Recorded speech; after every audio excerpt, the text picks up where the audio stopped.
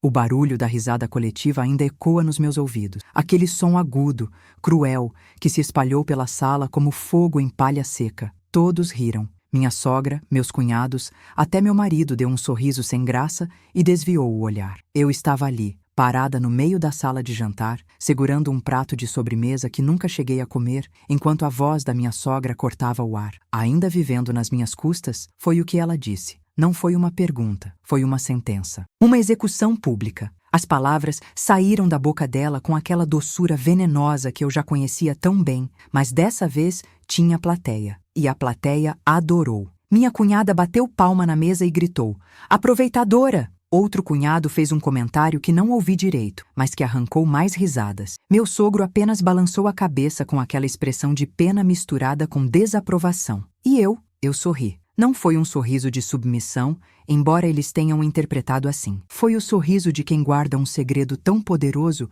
que até o silêncio pesa menos. Peguei minha bolsa, dei boa noite com uma voz calma que surpreendeu até a mim mesma e saí daquela casa. A porta se fechou atrás de mim com um clique suave, mas dentro do meu peito, algo se fechou com muito mais força. Algo que nunca mais se abriria para eles. Entrei no carro e dirigi até em casa. As ruas estavam vazias. As luzes da cidade piscavam como testemunhas mudas da minha humilhação. Mas eu não chorei. Não dessa vez, porque enquanto dirigia, uma única verdade martelava na minha cabeça como um mantra silencioso. Eles não sabiam. Eles não faziam ideia de que eu era a proprietária do apartamento onde minha sogra morava, que durante 3 anos, enquanto ela me chamava de parasita, de interesseira, de aproveitadora, eu pagava o aluguel dela, cada mês, sem falta, sem reclamar. E agora era a hora dela descobrir quanto custa humilhar quem segura suas chaves. Minhas mãos apertavam o volante com tanta força que os nós dos dedos ficaram brancos. O semáforo à minha frente mudou de verde para vermelho, e eu parei, respirando fundo. Foi ali, naquele cruzamento vazio da madrugada, que uma imagem me veio à mente com clareza cristalina. A imagem de Clarice abrindo a correspondência em algumas semanas. O envelope oficial. A notificação de despejo e, finalmente, a compreensão estampada naquele rosto que sempre me olhou com desdém. Um carro buzinou atrás de mim. O sinal tinha aberto. Acelerei, mas o sorriso no meu rosto permaneceu. Não era um sorriso de alegria. Era o sorriso de quem finalmente entende que não precisa mais carregar o peso de agradar quem nunca quis ser agradado. Tudo começou 5 anos antes, quando me casei com Daniel. Lembro da primeira vez que conheci minha sogra, Clarice. Foi num almoço de domingo na casa dela, um apartamento elegante num bairro antigo da cidade. Ela me recebeu com um abraço que durou meio segundo e um olhar que durou eternidades. Um olhar que me media,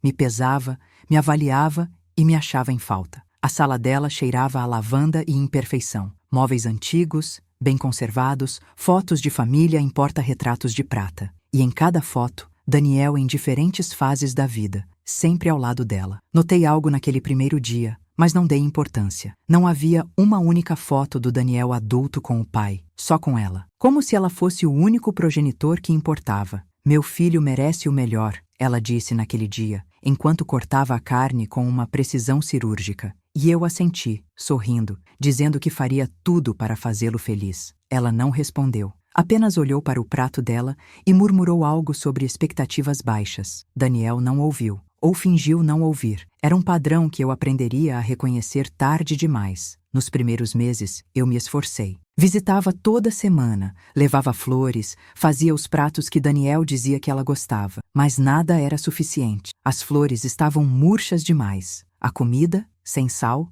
Minha roupa era muito curta, muito longa, muito colorida, muito sem graça. Meu emprego como advogada era estressante demais para uma boa esposa. Minha formação era boa, mas não tão boa quanto a da ex-namorada do Daniel, que segundo ela tinha estudado na melhor universidade do país. A ex-namorada. A ex-namorada. Clarice a mencionava pelo menos uma vez por visita. Beatriz era tão educada, tão refinada. Beatriz sabia escolher vinhos. Beatriz tocava piano. Beatriz teria dado netos lindos. O fato de Beatriz ter terminado com Daniel, depois de descobrir que ele tinha mentido sobre ter um emprego fixo, era convenientemente esquecido nessas narrativas. Cada crítica vinha embrulhada em preocupação maternal. "Querida, não leve a mal", Mas você não acha que deveria cozinhar mais? O Daniel sempre gostou de comida caseira. Ou, que pena que você trabalhe tanto. Uma família precisa de atenção, sabe? E minha favorita. Eu não me meto, mas no meu tempo,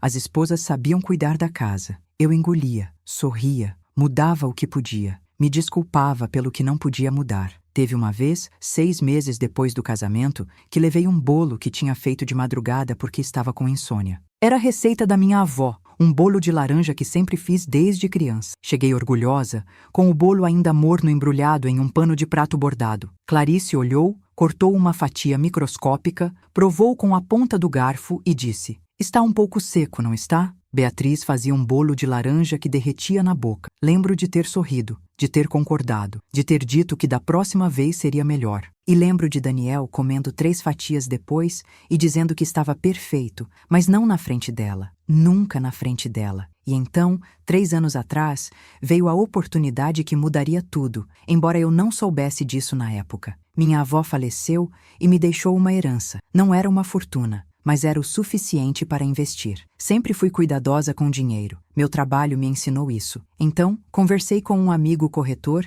e ele me mostrou algumas opções de imóveis para alugar. Investimento seguro, ele disse. Renda passiva. Um dos apartamentos era no bairro onde minha sogra morava. Um prédio antigo, bem conservado, 2 quartos. A inquilina anterior tinha acabado de sair. Perfeito para alugar rápido. Lembro de visitar o apartamento numa tarde de terça. O sol entrava pelas janelas amplas, iluminando o piso de taco envernizado. Era o tipo de lugar que Clarice apreciaria. Clássico, bem localizado, com aquele ar de elegância discreta que ela tanto valorizava. Comprei. Na mesma semana, Clarice me ligou chorando. Algo que nunca tinha acontecido. Ela sempre foi dura como pedra, mas naquele dia a voz dela tremia. O proprietário do apartamento onde ela morava havia vendido o imóvel. O novo dono queria reformar tudo e aumentar o aluguel em 60%. Ela não conseguiria pagar. Precisaria se mudar. Mas para onde? Com a pensão dela, seria difícil encontrar algo tão bom. Daniel ficou desesperado. Ela não pode ir para um lugar pior, ele disse. É minha mãe. Tenho que ajudar. E foi quando tive a ideia. Eu tinha um apartamento, no bairro dela, vazio, pronto para alugar. Ofereci a ela por um preço simbólico, bem abaixo do mercado. Daniel ficou radiante. Minha sogra, bem, ela aceitou, mas não com gratidão, com aquela resignação de quem faz um favor a você, permitindo que você a ajude. Quando foi ver o apartamento, ela caminhou pelos cômodos com aquela expressão crítica que eu conhecia bem. O banheiro é pequeno, ela comentou. A cozinha poderia ter mais armários, mas serve, eu suponho. Para o preço que estou pagando, não posso reclamar muito. Mordi a língua. Daniel apertou minha mão como se dissesse: é assim que ela é, não leva a mal. O contrato foi feito em nome de uma imobiliária, como investimento meu. Ela nunca soube que eu era a proprietária. Achou que eu tinha apenas indicado um lugar barato. Daniel sabia, mas pediu para não contar. Ela ficaria constrangida, ele disse. É melhor assim. Constrangida. A palavra era engraçada agora, depois de tudo, porque nos 3 anos seguintes, enquanto ela morava no meu apartamento, pagando 1/3 do valor real, ela não perdeu uma oportunidade de me humilhar. Na frente das amigas dela, pobre Daniel casou com uma mulher tão ocupada com a carreira que mal tem tempo para ele. No grupo da família, ela ganha bem, mas não vejo onde gasta, porque meu filho vive contando centavos. Para mim, diretamente. Você devia agradecer todos os dias por ter se casado com meu filho, porque sem ele, você seria só mais uma advogada frustrada. Teve o dia que apareci com um corte de cabelo novo. Tinha ido a um salão caro, me presenteado depois de ganhar um caso importante. Estava me sentindo bonita, confiante. Clarice olhou, inclinou a cabeça como um pássaro curioso e disse: "Ah, você cortou. Ficou diferente." Beatriz sempre usava cabelo comprido, tão feminino. Teve a vez que mencionei casualmente que estava pensando em fazer uma pós-graduação. Os olhos dela brilharam, não de orgulho, mas de oportunidade. "Mais estudo?" ela disse. "Enquanto meu filho trabalha feito um condenado para manter a casa?" Que egoísmo, querida. Família exige sacrifícios. Não fiz a pós. Não porque ela mandou, mas porque a cada vez que pensava em me inscrever, ouvia a voz dela na minha cabeça. Egoísta, interesseira, não suficiente. E a cada mês, quando o aluguel dela caía na minha conta, eu olhava para aquele valor irrisório e pensava: ela não faz ideia. Mas eu não contava, porque eu queria ser melhor que isso. Queria provar que amor não se mede em quem deve o que para quem. Queria que ela me aceitasse pelo que eu era, não pelo que eu possuía. Eu era idiota. Teve uma noite, uns 6 meses antes da festa fatídica, que acordei no meio da madrugada. Daniel dormia profundamente ao meu lado, roncando levemente. A casa estava silenciosa, mas minha mente era um turbilhão. Fui até a cozinha, fiz um chá, sentei no escuro olhando pela janela. E me perguntei, quando foi que eu parei de me reconhecer? Quando foi que a mulher que defendia clientes com firmeza no tribunal se tornou essa criatura pequena e silenciosa nos almoços de família? Quando foi que parei de ter opiniões próprias e comecei a apenas concordar? Quando foi que minha felicidade se tornou tão dependente da aprovação de uma mulher que claramente nunca me aprovaria? Não encontrei resposta naquela noite. Apenas terminei o chá, voltei para a cama e continuei a rotina. Mas a semente estava plantada. E sementes, mesmo enterradas no escuro, encontram forma de crescer. Mas antes de continuar, quero fazer uma invitação muito especial. Inscreva-se no canal e deixe seu like. Isso me ajuda a ver que você me apoia e gosta das minhas histórias. E comente aqui embaixo de qual cidade você está nos assistindo. Agora vamos continuar. A festa de aniversário dela foi o ponto final. Não planejei que fosse assim, mas olhando para trás, talvez o universo tenha planejado por mim. Era um sábado à noite. Clarice fazia 70 anos e a família toda estava reunida. Cunhados, primos, amigos antigos. A mesa estava farta. O vinho corria solto. As risadas ecoavam pelas paredes do apartamento. Do meu apartamento, embora só eu soubesse disso. Eu tinha passado a semana procurando o presente perfeito. Vasculhei lojas, pesquisei online, perguntei discretamente para Daniel sobre o que ela gostaria. E finalmente encontrei um broche antigo de ouro com pedras semi-preciosas. Era exatamente o estilo dela. Elegante, discreto, clássico e caro. Muito caro. Custou 2 meses do aluguel que ela me pagava, mas eu pensei, talvez isso mostre meu apreço. Talvez isso a faça me ver diferente. Talvez, finalmente, seja o suficiente. Embrulhei com papel importado, laço de cetim. Escrevi um cartão à mão dizendo o quanto admirava a força dela, a dedicação à família. Palavras que eu meio que acreditava, meio que queria acreditar. Cheguei na festa pontualmente às 7. Clarice estava radiante, usando um vestido azul marinho que realçava os olhos ainda vivos e perspicazes. Ela me cumprimentou com aquele beijo no ar que não toca a pele. Me disse que eu estava bonita, com um tom que sugeria surpresa. A noite transcorria. Conversas superficiais, risos educados. Eu ajudava a servir, recolhia pratos vazios, mantinha meu sorriso no lugar. A nora perfeita, invisível e útil. Foi depois do jantar que abriram os presentes. Um a um, Clarice desembrulhava, agradecia, fazia comentários apreciativos. Um lenço de seda da cunhada, um livro raro do sogro, perfume francês de uma amiga. E então chegou o meu. Ela abriu devagar, com aqueles dedos finos e cuidadosos. Retirou o broche da caixinha de veludo. Todos fizeram sons de aprovação. Era realmente lindo. A luz das velas dançava nas pedras. Mas o rosto dela, não mostrou alegria. Mostrou aquela expressão que eu tinha aprendido a temer. A expressão de quem encontrou mais uma oportunidade de correção. Que extravagância desnecessária, ela disse, guardando a caixinha sem nem experimentar. Dinheiro jogado fora. Você sempre teve problemas com prioridades, não é? O quarto não ficou exatamente silencioso, mas houve uma pausa. Aquela pausa onde todos decidem se vão fingir que não ouviram ou se vão participar do espetáculo. Minha cunhada, sempre disposta a participar, riu alto. É mesmo, ela disse. Esse tipo de coisa deve ter custado uma fortuna. Fortuna do Daniel, claro, porque sabemos de onde vem o dinheiro. Alguém riu, alguém concordou. Eu senti meu rosto esquentar, mas sorri e disse que apenas quis agradá-la. Agradar, ela repetiu, como se a palavra fosse piada. Você me agradaria mais se parasse de sugar as economias do meu filho. O quarto ficou mais silencioso. Não totalmente silencioso, porque alguns riram nervosamente, mas silencioso o suficiente para que todos ouvissem o que viria a seguir. Eu não suco nada, eu disse calmamente. Trabalho e contribuo com tudo em casa. Ela deu aquele sorriso que cortava como gilete coberta de mel. Contribui? Ela disse. Querida, todos aqui sabem que você vive nas custas do meu filho. Ele paga tudo, o apartamento onde vocês moram, as contas, a comida. E você? Você gasta seu saláriozinho com futilidades e presentes caros que ninguém pediu. Isso não é verdade. eu comecei, mas minha voz saiu fraca, estrangulada. Ela se inclinou para a frente como um predador que sente o medo da presa. Ainda vivendo nas minhas custas, ela disse, e dessa vez o tom era de acusação pública, de julgamento final. Foi quando a mesa explodiu. Minha cunhada bateu palma na mesa e gritou: aproveitadora! O marido dela emendou algo sobre mulheres modernas que só pensam em dinheiro e aparecem depois que o trabalho duro foi feito. Até o sogro, que sempre foi mais comedido, balançou a cabeça como se finalmente entendesse algo sobre mim que tinha demorado a ver. E Daniel? Daniel olhou para o copo dele. Apenas isso. Olhou para o copo de vinho tinto, observou o líquido girar quando ele moveu a mão levemente e não disse nada. Nada. Eu poderia ter gritado, poderia ter jogado a verdade na cara dela ali mesmo, na frente de todos. Poderia ter dito: esse apartamento é meu.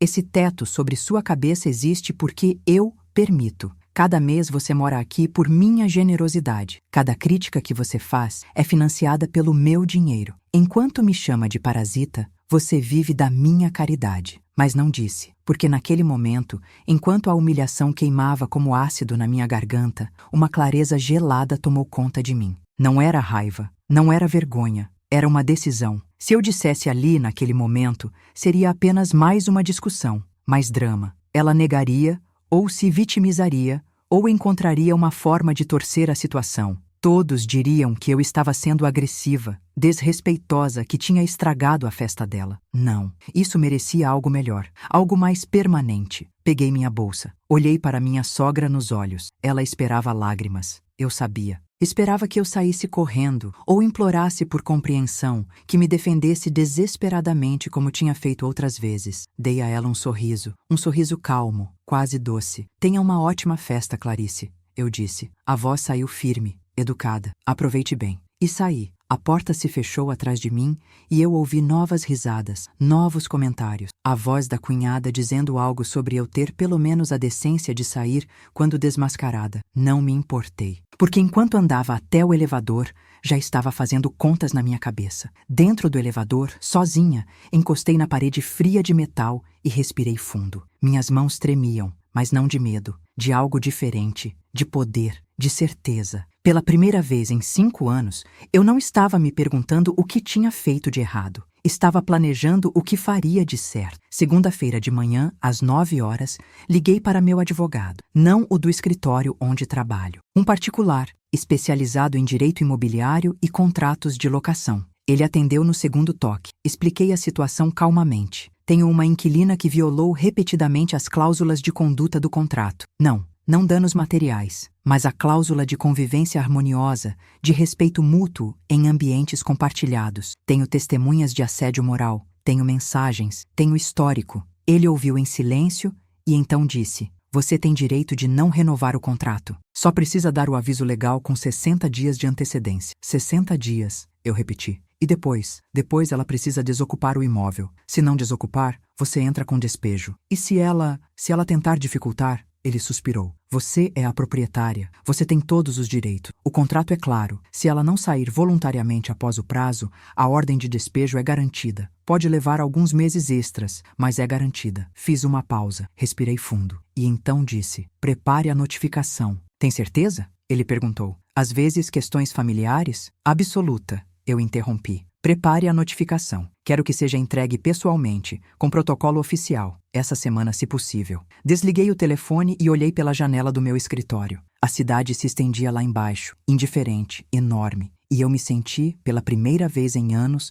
no controle da minha própria história. Não contei para Daniel, não imediatamente. Ele chegou em casa naquela noite tarde, cheirando a vinho e com aquele ar de culpa mal disfarçada. Tentou me abraçar. Tentou dizer que a mãe dele tinha exagerado, que ela não quis dizer aquilo, que era só o jeito dela. O jeito dela, eu repeti. E qual é o seu jeito, Daniel? O jeito de ficar sentado e ver sua esposa ser humilhada? Ele não respondeu. Apenas disse que eu estava exagerando, que família era assim, que eu precisava ter paciência, que a mãe dele era de outra geração, que eu não podia levar tudo tão a sério. Tão a sério, eu repeti. Ela me chamou de aproveitadora na frente da família inteira. Me acusou de viver às suas custas. E você acha que eu estou exagerando? Ele suspirou. Aquele suspiro cansado de quem não quer discutir. Ela é minha mãe. Você quer que eu escolha entre vocês? Não, eu respondi. Quero que você me respeite o suficiente para não precisar escolher. Quero que você defenda sua esposa quando ela é atacada. Mas parece que isso é pedir demais. Eu tenho sido paciente, eu disse. Tenho sido paciente por 5 anos. E então fui para o quarto e tranquei a porta. Nos dias seguintes, mantive a rotina. Trabalhava, voltava para casa, conversava o mínimo necessário. Daniel estava confuso, eu percebia. Tentava ser gentil, tentava compensar, mas eu não cedia. Não estava brava com ele do jeito que ele entendia a raiva. Estava além disso. Estava em um lugar de clareza fria, onde as emoções não alcançavam. Comprei 2 caixas de arquivos. Imprimi todas as mensagens de texto de Clarice dos últimos 3 anos. Cada comentário venenoso, cada crítica velada, cada humilhação documentada. Organizei por data. Criei uma linha do tempo do desrespeito. Não sabia se precisaria disso, mas me deu um conforto estranho ver tudo ali, em preto e branco, tangível, real, prova de que eu não estava louca, não estava exagerando, não estava sendo sensível demais. Isso aconteceu. Tudo isso aconteceu. A notificação foi enviada na terça-feira seguinte, entregue pessoalmente por um oficial de justiça às 10 da manhã. Clarice estava em casa, claro. Ela sempre estava em casa naquele horário, tomando seu chá, assistindo sua novela. Imagino a cara dela quando abriu a porta e se deparou com um homem uniformizado segurando um envelope oficial. Imagino as mãos dela tremendo ao ler. Imagino o momento exato em que os olhos dela encontraram meu nome como proprietária do imóvel. Meu telefone tocou 15 minutos depois. Não era Clarice, era Daniel. A voz dele estava alterada, confusa, quase gritando. Minha mãe recebeu uma notificação, ele disse, do apartamento. Você sabia disso? Sei. Eu respondi calmamente. Como assim você sabe? O que está acontecendo? Estou terminando o contrato de locação do imóvel que é meu. O apartamento onde sua mãe mora é meu, Daniel. Sempre foi. E ela tem 60 dias para sair. Silêncio. Um silêncio tão profundo que ouvi minha própria respiração. Ouvi o tic-tac do relógio na parede do meu escritório. Ouvi o mundo continuar girando enquanto o dele parava. Você não pode fazer isso, ele disse finalmente. A voz dele tinha mudado. Não era mais confusa. Era acusatória. Posso. E vou. Mas ela não tem para onde ir. Deveria ter pensado nisso antes de me chamar de aproveitadora na frente da família inteira. Antes de passar 5 anos me humilhando. Antes de fazer de mim uma piada. Isso é vingança! Ele gritou. Isso não é você! Você não é assim! E como eu sou, Daniel? Eu perguntei, a voz ainda calma. Sou a mulher que aceita ser humilhada em silêncio? Sou a capacho que sorri enquanto sua família me pisa? É isso que você acha que eu sou? Ouvi algo bater do outro lado da linha. Talvez ele tenha socado a mesa. Talvez tenha apenas deixado o telefone cair. Precisamos conversar, ele disse. Não, eu respondi. Você precisa contar para sua mãe que ela tem 2 meses para encontrar outro lugar. E precisa decidir de que lado você está. Ela é minha mãe. E eu sou sua esposa. Ou era. Ainda não decidi. Desliguei. As semanas seguintes foram uma escalada. Primeiro vieram as ligações. Clarice tentou me ligar 17 vezes no primeiro dia. Não atendi nenhuma. Depois foram as mensagens, longas, dramáticas, cheias de indignação e desespero. Como você pode fazer isso comigo? Depois de tudo que fiz por você, depois de aceitar você na família, mesmo você não sendo exatamente o que esperávamos para o Daniel? Eu sempre soube que você era interesseira, mas não achei que fosse capaz de tamanha crueldade. Li cada palavra, arquivei cada mensagem e não respondi nenhuma. Teve uma mensagem em particular que me marcou. Era tarde da noite, 3 dias após a notificação. Clarice deve ter estado bebendo, porque o texto estava cheio de erros de digitação. Mas a essência era clara. Você está destruindo uma família por orgulho. Está jogando fora tudo que construímos juntas por causa de um mal-entendido numa festa. Isso mostra seu verdadeiro caráter. Mostra que Daniel errou em escolher você. Mostra que eu estava certa sobre você desde o início. Aquela mensagem eu reli 3 vezes e percebi algo. Ela ainda não entendia, ainda achava que era sobre a festa. Ainda não compreendia que a festa foi apenas a gota final num oceano de humilhações. Não era orgulho, era sobrevivência. Então vieram os intermediários, cunhados me ligando, dizendo que eu estava exagerando, que família é família, que não se resolve as coisas assim. Minha cunhada, a mesma que gritou aproveitadora, me mandou uma mensagem dizendo que eu estava sendo dramática, que Clarice não quis dizer aquilo, que foi só uma brincadeira. Uma brincadeira. 5 anos de desrespeito sistemático era uma brincadeira. Não respondi. O sogro apareceu no meu escritório um dia, pedindo para conversarmos como adultos. Ele era um homem quieto, sempre foi, mais observador que participativo. Sentou na cadeira à frente da minha mesa e suspirou pesadamente. Clarice tem seus defeitos, ele começou. Eu sei disso melhor que ninguém, mas no fundo, ela ama a família. Ela só tem dificuldade de demonstrar. 5 anos, eu disse. 5 anos de dificuldade de demonstrar. Em que momento isso vira abuso, senhor? Ele piscou, surpreso com a palavra. Abuso é uma palavra forte, ele disse. E humilhação pública é o quê? Eu perguntei. E comentários venenosos constantes? E desrespeito sistemático? Como você chama isso? Ela é de outra geração. Não me venha com isso, eu interrompi. Respeito não tem geração. Decência não tem geração. Ela escolheu me tratar dessa forma, e eu escolhi não aceitar mais. Você é advogada, ele disse mudando de tática. Você sabe que tem formas de adiar isso, de negociar. Sim, eu respondi. E eu também sei que tenho o direito de fazer valer meus direitos. A decisão está tomada. O contrato vence em 43 dias. Ela precisa desocupar. Mas ela não tem para onde ir, ele insistiu, a voz subindo de tom. Olhei para ele por um longo momento e então disse a verdade que estava guardada há tanto tempo. Durante 3 anos, ela morou no meu apartamento pagando 1/3 do valor real. Durante 3 anos, eu subsidiei a vida dela enquanto era chamada de parasita. Durante 3 anos, eu engoli humilhação e paguei por isso literalmente. Agora acabou. Se ela precisar de ajuda, vocês são uma família tão unida. Ajudem. Ele saiu balançando a cabeça, me chamando de dura, de insensível. Na porta, virou e disse: você vai se arrepender disso. Família é para sempre. Família que respeita é para sempre. Eu corrigi. O resto é só parentesco. Daniel tentava me convencer todas as noites. Ficava até tarde, sentado na sala,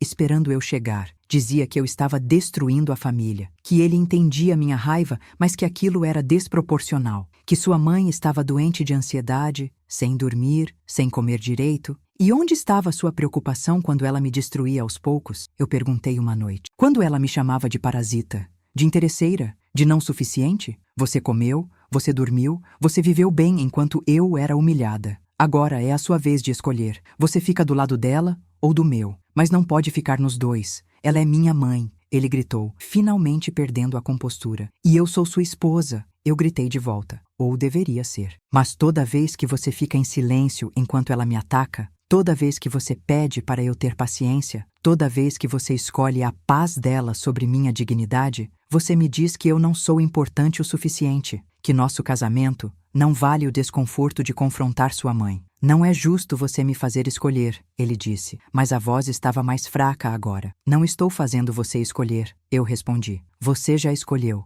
Toda semana nos últimos 5 anos, você escolheu, e nunca foi eu. Ele não soube responder. Na 5ª semana, Clarice mudou de estratégia. Tentou a reconciliação. Apareceu no meu trabalho com um buquê de flores, os olhos vermelhos, a maquiagem borrada. A recepcionista me avisou que havia uma senhora querendo falar comigo. Pensei em mandar dispensar, mas decidi enfrentar. Eu a levei para uma sala de reuniões vazia. Sentamos frente a frente, a mesa grande de vidro entre nós como um abismo transparente. Eu errei, ela começou. A voz tremia, mas eu conhecia Clarice bem o suficiente para notar quando era performance. Eu sei que fui injusta com você. Eu estava errada. Foi o orgulho, foi o medo de perder meu filho, foi tantas coisas. Mas por favor, não me tire minha casa. Eu não tenho condições de pagar outro aluguel. Você sabe disso. Olhei para ela e pela primeira vez não senti raiva, não senti pena, senti apenas um cansaço profundo. Clarice, eu disse calmamente. Durante 3 anos você morou no meu apartamento pagando 1/3 do valor de mercado. Durante 3 anos eu segurei minha língua enquanto você me desrespeitava. Dei a você um teto, segurança, conforto. E você me deu humilhação. Agora você quer o quê? Que eu continue sendo sua salvadora silenciosa enquanto você me trata como lixo? Não vai ser mais assim, ela disse, quase gritando. Eu prometo, eu vou mudar, podemos recomeçar. Você teve 5 anos para mudar. Eu respondi. 60 meses, 1.800 dias, e só agora, quando há consequências reais, você promete mudança. Desculpa, não é o suficiente quando o padrão é claro. Mas eu sou a mãe do Daniel, e eu era a esposa do Daniel, eu disse. Nota o tempo verbal? porque nesse processo de você me destruir, você também destruiu meu casamento. Ela começou a chorar. Não aquele choro teatral que eu já tinha visto antes, mas um choro real, quebrado. E uma parte de mim, uma parte pequena e cansada, quase cedeu. Quase. Mas então lembrei da festa, das risadas, da palavra aproveitadora ecoando pela sala como sentença.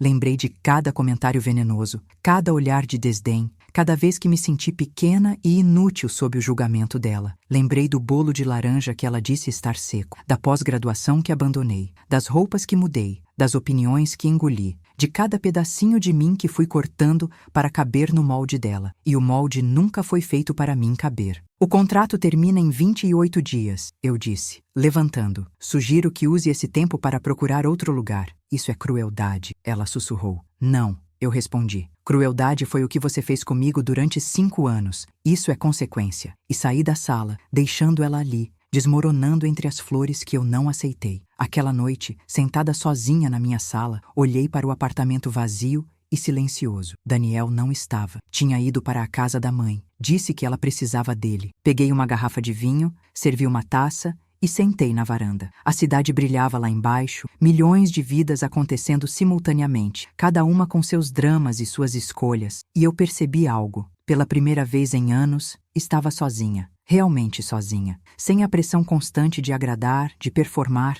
de ser suficiente. E estava tudo bem, mais do que bem. Estava em paz. Faltando 10 dias para o fim do prazo, Daniel fez sua escolha. Voltou para casa tarde da noite e encontrou suas malas prontas na sala. Olhou para mim, incrédulo. "O que é isso?" ele perguntou. "Sua mãe precisa de ajuda para se mudar", eu disse. "E você deixou claro de que lado está. Então achei melhor facilitar as coisas. Você está me expulsando de casa?" "Não. Você pode ficar, mas então terá que escolher. Ou está comigo, me respeita, me apoia e aceita que sua mãe colheu o que plantou. Ou está com ela. E nesse caso, acho melhor você ir ajudá-la a empacotar." Ele ficou parado por longos segundos. Vi a indecisão no rosto dele, a luta interna. Parte de mim quis abraçá-lo, dizer que dava para resolver de outra forma. Mas a parte mais forte, a parte que tinha acordado naquela festa quando todos riram, essa parte ficou em silêncio e esperou. Finalmente, ele pegou as malas e disse: "Você mudou. Não é mais a pessoa com quem me casei. Você está certo." Eu respondi: "Eu mudei. Me tornei alguém que se respeita. Alguém que não aceita migalhas de amor enquanto é banquete de humilhação. Alguém que entende que casamento é parceria, não é tribunal onde um é sempre acusado. Isso é egoísmo", ele disse. "Não", eu respondi. "Isso é amor próprio. E eu deveria ter aprendido a diferença há muito tempo." Ele saiu. A porta se fechou. E pela primeira vez em semanas, eu chorei. Não pela perda, mas pelo alívio. O alívio de finalmente me escolher. O despejo foi tranquilo no fim. Clarice saiu 2 dias antes do prazo final. Soube por um amigo corretor que ela alugou um apartamento menor, mais longe, com o sogro dividindo as despesas. Ouvi também que ela dizia para quem quisesse ouvir que eu era uma pessoa cruel, vingativa, que destruía a família. Deixei falarem. A verdade é que cada um conta a história do jeito que preserva sua própria imagem. Para ela, eu sempre seria a vilã, a nora ingrata que expulsou uma pobre senhora de casa. Ela nunca contaria as partes onde me humilhava. Nunca mencionaria os anos de desrespeito. Nunca admitiria que morava de favor num apartamento meu. E estava tudo bem, porque eu não precisava mais da aprovação dela. Não precisava mais da validação de ninguém que escolhesse me diminuir. Aluguei o apartamento novamente, dessa vez pelo valor real de mercado, para um casal jovem, simpático, que me agradeceu pela oportunidade e me paga em dia todos os meses. Toda vez que o pagamento cai na minha conta, olho para o valor e penso: isso é o que vale. Não apenas o apartamento, mas minha paz, minha dignidade, meu respeito próprio. Daniel pediu divórcio. Eu concordei, sem drama, sem brigas por bens. Ele ficou com o que era dele, eu fiquei com o que era meu. E descobri que eu tinha muito mais do que imaginava. Não apenas em bens materiais, mas em força, em clareza, em capacidade de recomeçar. A família dele me cortou completamente. Bloquearam minhas redes sociais, nunca mais falaram comigo. Dizem que sou o exemplo de tudo que há de errado com mulheres modernas, que sou fria, calculista, sem coração. Engraçado. Quando eu era submissa, chamavam de aproveitadora. Quando me impus, chamaram de cruel. Parece que nunca há espaço certo para uma mulher existir aos olhos de quem já decidiu não gostar dela. Mas a opinião deles não mora mais no meu peito. Não ocupa espaço na minha cabeça, não influencia minhas decisões, porque finalmente entendi. Você não pode ganhar um jogo onde as regras mudam para garantir que você sempre perca. Hoje, 3 anos depois, moro sozinha num apartamento que amo. Trabalho no que gosto, ganho bem, viajo quando quero. Tenho amigos verdadeiros que nunca me fizeram sentir pequena. E de vez em quando passo pelo prédio onde Clarice morava, olho para cima e penso em tudo o que aconteceu. Não sinto raiva, não sinto vitória, sinto paz. Porque aprendi algo fundamental naquele processo todo. Aprendi que gentileza não é fraqueza, mas gentileza sem limites é autodestruição. Aprendi que você pode amar alguém e ainda assim se afastar quando esse alguém te machuca. Aprendi que família não é quem compartilha seu sangue, mas quem respeita sua dignidade. E aprendi, principalmente, que o verdadeiro poder não está em aguentar o insuportável, está em ter coragem de dizer: chega. Algumas pessoas me perguntam se me arrependo, se não fui longe demais, se não deveria ter dado mais chances, perdoado mais, sido mais compreensiva. E minha resposta é sempre a mesma. Dei 5 anos de chance, 5 anos de perdão, 5 anos de compreensão. O que recebi em troca? Humilhação sistemática e desrespeito calculado. O despejo não foi vingança, foi consequência. Foi o universo ajustando uma balança que estava desequilibrada há tempo demais. E se isso me faz cruel aos olhos deles, que assim seja. Prefiro ser cruel me respeitando do que boa me destruindo. Tem uma cena que volta na minha memória às vezes. É da última vez que vi Clarice pessoalmente. Foi no dia que ela devolveu as chaves. Ela chegou ao prédio num carro velho, dirigido pelo sogro. A postura curvada, os olhos evitando os meus. Estava lá, esperando com os documentos finais da desocupação. Um funcionário da imobiliária estava comigo para oficializar tudo. Clarice assinou sem ler, as mãos tremendo levemente. Quando terminou, ela olhou para mim e disse: "Você se sente melhor agora? Destruindo uma velha?" "Não destruí ninguém, Clarice." Eu respondi com calma. "Apenas parei de me deixar destruir. Você vai se arrepender disso." Ela disse. "Quando estiver velha e sozinha, vai se arrepender." "Talvez," eu disse. "Mas prefiro estar velha e sozinha com minha dignidade intacta do que velha e acompanhada de gente que me desrespeita." Ela não respondeu. Virou as costas e foi embora, as chaves tilintando na minha mão como pequenos sinos de liberdade. Olhei para aquelas chaves e percebi algo. Por 3 anos, eu tinha segurado as chaves da casa dela sem que ela soubesse, mas na verdade, ela tinha segurado as chaves da minha autoestima, da minha paz, da minha dignidade. Aquele dia, eu peguei minhas chaves de volta e nunca mais as soltei. Se você está lendo esta história agora e se reconhece alguma parte dela na sua vida, quero que saiba de algo. Você não está exagerando.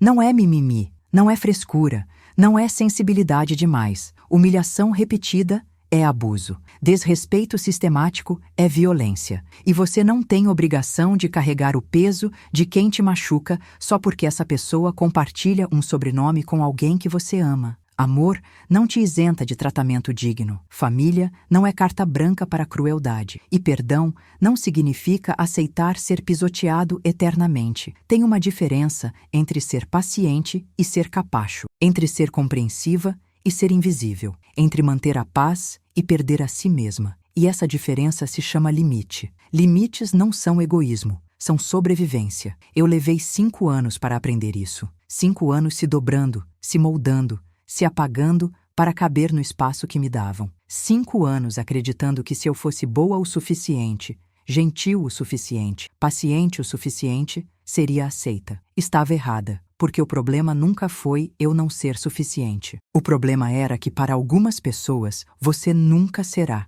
E não porque você está faltando algo, mas porque elas precisam que você falte para se sentirem completas. Pessoas como minha ex-sogra não procuram noras, procuram plateias para sua própria grandeza. Procuram espelhos que as façam parecer maiores, mesmo que para isso precisem te diminuir. E quando você se cansa de ser pequena, quando se levanta e ocupa seu espaço, aí você vira a vilã. Deixa ser. Melhor ser vilã na história deles do que fantasma na sua própria vida. Hoje, quando olho para trás, vejo aquela mulher que era 5 anos atrás. Vejo ela chegando naquela primeira reunião de família, ansiosa para agradar, desesperada para pertencer. Vejo ela engolindo comentários, forçando sorrisos, se desculpando por existir do jeito que existia. e sinto uma ternura enorme por ela, porque ela estava fazendo o melhor que podia com as ferramentas que tinha. Ela acreditava que amor se constrói com paciência infinita e bondade incondicional. Não sabia ainda que amor verdadeiro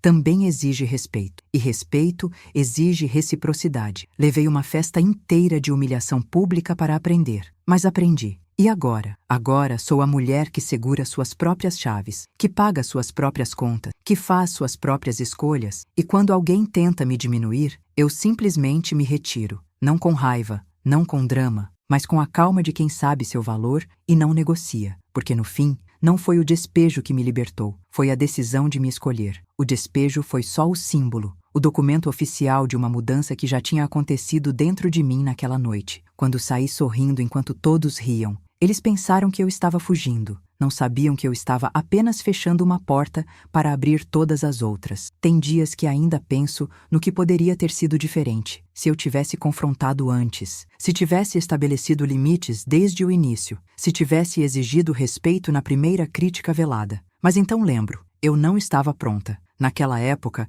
eu ainda acreditava que ser amada significava ser aceita. Ainda não entendia que verdadeiro amor não pede que você se diminua. Então não me arrependo do tempo que levei. Apenas agradeço por ter chegado, porque nem todo mundo chega. Muita gente passa a vida inteira naquele ciclo, esperando que um dia, magicamente, o respeito venha. Que um dia a pessoa que te machuca acorde e perceba seu valor. Não vem, não percebe. Você precisa perceber primeiro. Você precisa se escolher primeiro. Você precisa decidir que sua paz vale mais que a aprovação deles. E quando você decide isso? Quando realmente, verdadeiramente decide. Tudo muda. Antes de me despedir, quero pedir algo muito especial. Inscreva-se no canal e deixe seu like se esta história tocou seu coração. Isso me ajuda a saber que não falo sozinha e que estas histórias chegam a quem precisa delas. Conte nos comentários de qual cidade você está assistindo este vídeo. Diga o que achou desta história e o que você teria feito no meu lugar. Adoro ler cada comentário. Cada história compartilhada aqui nos lembra que não estamos sós, que nossas vivências importam e que sempre há uma forma de recomeçar. E se você está vivendo algo parecido agora, lembra, as chaves sempre foram suas. Às vezes, só precisamos ter coragem de usá-las. Não importa quanto tempo você levou para perceber. Não importa quantas chances você deu. Não importa se eles vão te entender ou te perdoar. O que importa é que você se entenda, que você se perdoe por ter demorado e que você se escolha agora. Porque o resto é só barulho. E você não precisa mais viver na casa deles, física ou emocionalmente. Você tem suas próprias chaves. Use-as.